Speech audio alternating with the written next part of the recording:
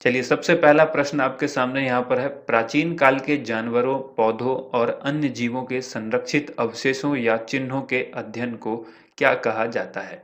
और ऑप्शंस आपके सामने 4 दिए हुए हैं। टोटल 20 क्वेश्चन है। आपको कितने क्वेश्चन सही होते हैं वो कमेंट करके ज़रूर बताइएगा, ठीक है?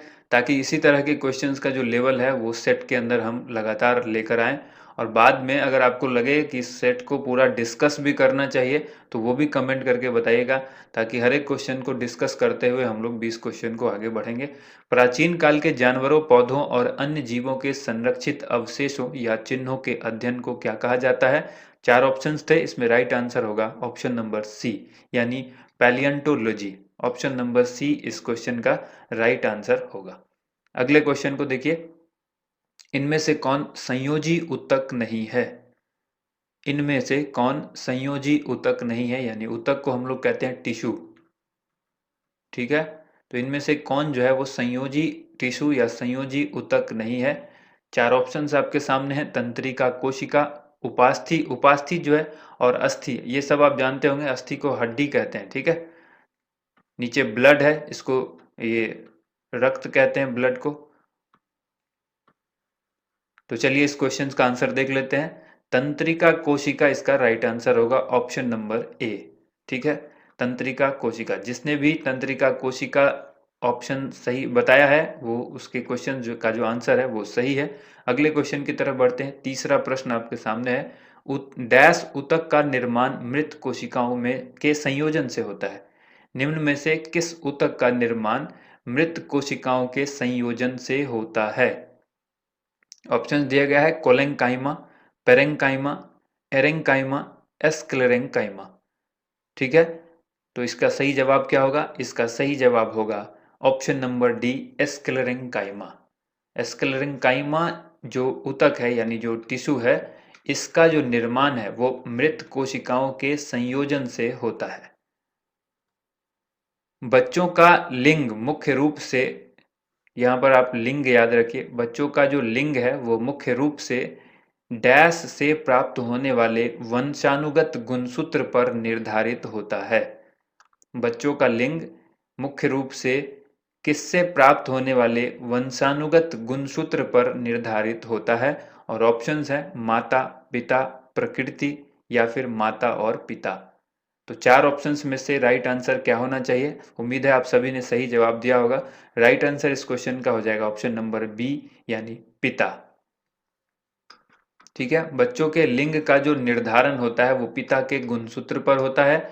इस चीज का अच्छी तरह से ध्यान रखना है। गुणसूत्र की संख्या मनुष्य में कितनी होती है? 23 जोड़ी होती है।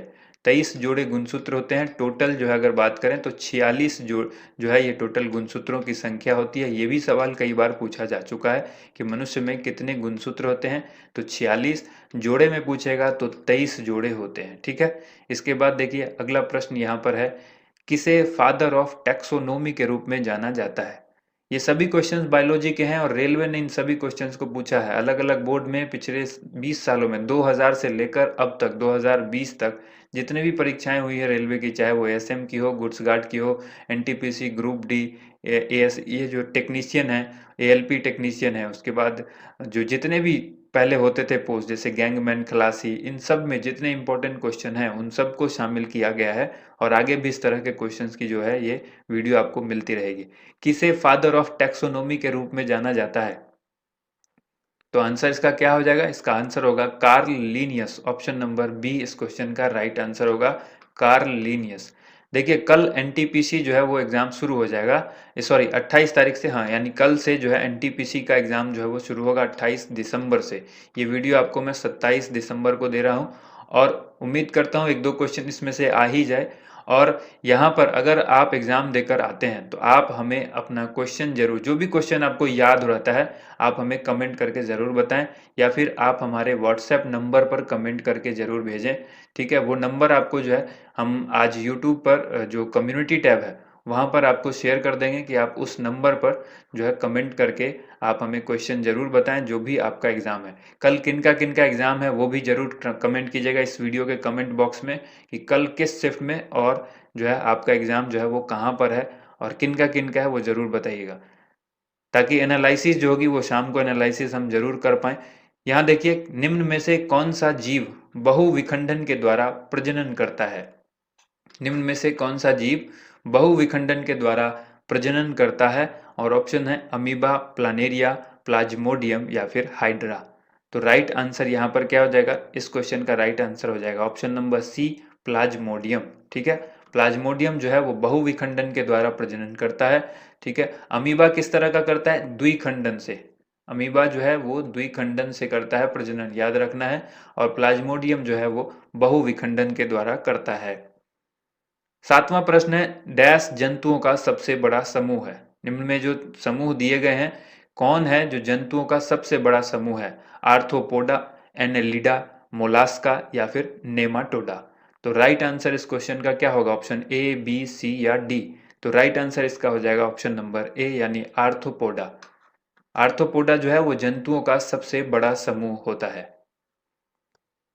निम्न में से किस वर्ग के प्राणी गर्म रक्त वाले होते हैं?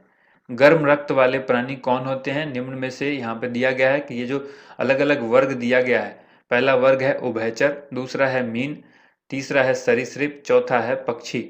मीन को जो है मछली विभाग भी, मछली भी आप कह सकते हैं, इसी का जो है नाम मछली भी है। मीन जो वर्ग है वो मछली वर्ग से भी जाना जाता है। तो निम्न में से किस वर्ग के प्राणी गर्म रक्त वाले होते हैं?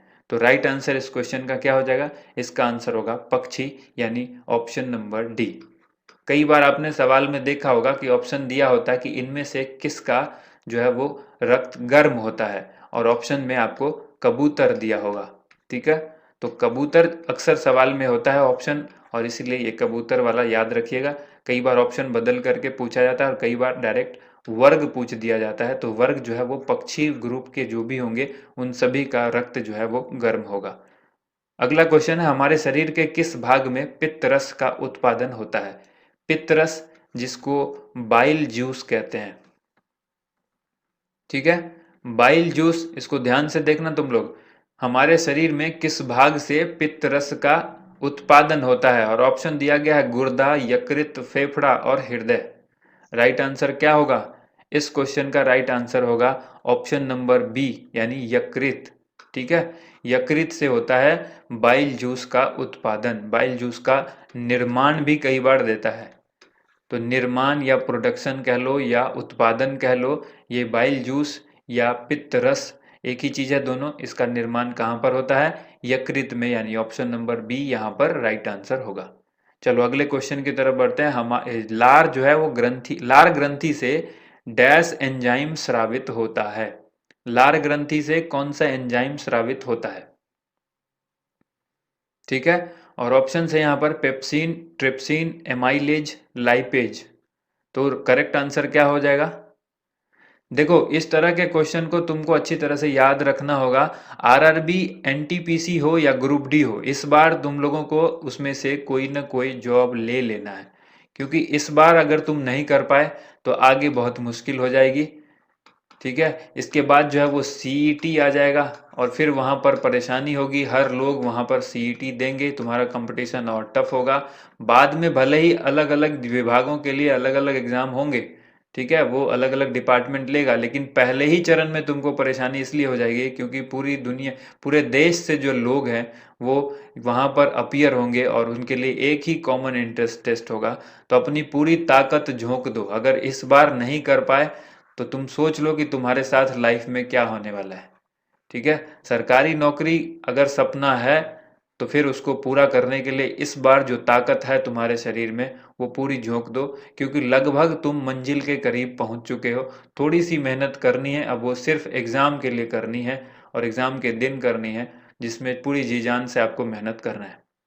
तो यहाँ पर इस क्वेश्चन का राइट आंसर होगा ऑप्शन नंबर सी, एमाइलेज। लार ग्रंथि से एमाइलेज एंजाइम जो है वो स्रावित होता है। अगला प्रश्न देखो, भोजन का पाचन डैश में प्रारंभ होता है? भोजन का पाचन कहाँ प्रारंभ होता है? ऑप्शन दिया गया है मुंह, यकृत, आंत या फिर पेट। इस तरह के क्वेश्चन अक्सर कंफ्यूज करते हैं तुम्हें, तो कंफ्यूज नहीं होना है, इसको अच्छी तरह से याद रख लो। भोजन का पाचन जो है वो मुंह से शुरू हो जाता है, यानी ऑप्शन नंबर ए इसका राइट आंसर होगा, मुंह। ठीक है, मुंह में ही इसका जो है भोजन का पाचन प्रारंभ यानी शुरू हो जाता है। तो इसके लिए राइट आंसर हो जाएगा ऑप्शन नंबर ए, भोजन का पाचन मुंह से प्रारंभ होता है। अगला क्वेश्चन देखो, ईसीजी से शरीर के किस अंग की जांच की जाती है? ईसीजी से शरीर के किस अंग की जांच की जाती है, या पूछा जाएगा कि ईसीजी का इस्तेमाल शरीर के किस अंग की जांच के लिए किया जाता है। क्वेश्चन में प्रश्नों की जो भाषा है वो बदल सकती है, लेकिन सवाल और जवाब बिल्कुल वही रहेगा। तो यहाँ पर क्या देखेंगे इस क्वेश्चन में, मस्तिष्क, हृदय, गुर्दा या फिर फेफड़ा। तो ईसीजी से शरीर के हृदय, जो शरीर में हृदय होता है, जो हमारा हार्ट है, ठीक है, हार्ट की जांच की जाती है ईसीजी से। हार्ट प्रॉपरली काम कर रहा है या नहीं कर रहा है, हार्ट में किसी तरह की कोई दिक्कत तो नहीं है, वो सब ईसीजी से जांची जाती है। इसके बाद देखो ऑप्शन नंबर बी यहाँ पर राइट आंसर हो गया। अगले क्वेश्चन की तरफ बढ़ते हैं। 13वां प्रश्न है, निम्न में से कौन शीत रक्त यानी कोल्ड ब्लडेड जानवर है? निम्न में से कौन सा ऑप्शन सही है? मेंढक, मछली, छिपकली या फिर उपर्युक्त सभी? निम्न में से कौन शीत रक्त यानी कोल्ड ब्लडेड जानवर है? तो कोल्ड ब्लडेड जानवर मेढक है, ठीक है, मछली है, छिपकली है। तो जब तीनों ऑप्शन है तो राइट आंसर हो जाएगा उपर्युक्त सभी, यानी ऑप्शन नंबर डी जो है वो करेक्ट आंसर होगा इस क्वेश्चन का। अगले क्वेश्चन की तरफ बढ़ते हैं। नेक्स्ट क्वेश्चन है, डैश हड्डियों को जोड़ता है? मानव शरीर की बात की जा रही है कि इसमें से हड्डियों को जोड़ता कौन है? उपास्थि, स्नायु, स्नायु बंधन या शिरा? ठीक है, तो देखिए यहाँ पर पूछा गया सवाल, डैश हड्डियों को जोड़ता है, यानी बोन्स को कौन जोड़ता है? तो बोन्स को जोड़ता है स्नायु बंधन, यानी ऑप्शन नंबर सी। इसी को कहते हैं लिगामेंट, ठीक है, लिगामेंट्स इसी को कहा जाता है। तो हड्डियों को जोड़ता है, हड्डियों को आपस में कौन जोड़ता है? लिगामेंट, जिसको कहेंगे स्नायु बंधन। नेक्स्ट क्वेश्चन देखो, मनुष्यों में निषेचन डैश में होता है? मनुष्यों में निषेचन किस अंग में होता है? शरीर के किस अंग में मनुष्यों में निषेचन होता है? तो यहाँ पर आप इसको इस तरह से भी याद रख सकते हैं कि महिलाओं में अगर पूछ दे कि निषेचन कहाँ पर होता है, तो वही चीज़ है यहाँ पर आपको याद रखना है, अंडाशय, फैलोपियन ट्यूब, गर्भाशय या फिर योनि। तो चार ऑप्शंस है, करेक्ट आंसर इसमें क्या होगा? बहुत ही अच्छा क्वेश्चन है बायोलॉजी का, राइट आंसर हो जाएगा fallopian tube. Option number B, fallopian tube के अंदर मनुष्यों में निषेचन होता है। निषेचन वह प्रक्रिया है जिसमें अंडाणु और शुक्राणु जो है वो आपस में मिलते हैं, यानी उनका संलयन होता है। तो इसी को हम लोग निषेचन कहते हैं, और ये कहाँ पर होता है? फैलोपियन ट्यूब के अंदर होता है। किस विटामिन की कमी से स्कर्वी रोग होता है? 16वां प्रश्न है, इसका आंसर जल्दी से दो। किस विटामिन की कमी से स्कर्वी रोग होता है? और ऑप्शन यहाँ पर है विटामिन सी, विटामिन के, विटामिन ए या विटामिन B6। तो राइट आंसर बताओ इसका जल्दी से, उम्मीद करते हैं कई लोगों ने इसका आंसर सही बताया होगा। तो इसका राइट आंसर हो जाएगा विटामिन सी, यानी ऑप्शन नंबर ए।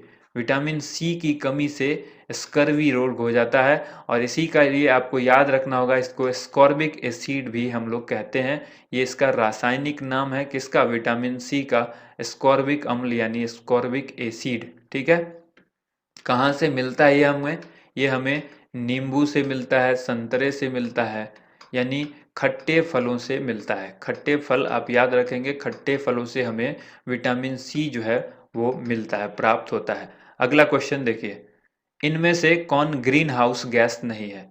ग्रीन हाउस गैस इनमें से कौन नहीं है? चार ऑप्शन दिए गए हैं, कार्बन डाइऑक्साइड यानी CO2, मीथेन यानी CH4, नाइट्रस ऑक्साइड यानी N2O, और ऑक्सीजन यहाँ पर यानी O2। तो अब आप बताइए कि इनमें से कौन जो है वो ग्रीन हाउस गैस नहीं है? चार ऑप्शंस हैं, राइट आंसर क्या हो जाएगा? राइट आंसर हो जाएगा ऑप्शन नंबर डी, ऑक्सीजन जो है वो ग्रीन हाउस गैस नहीं है।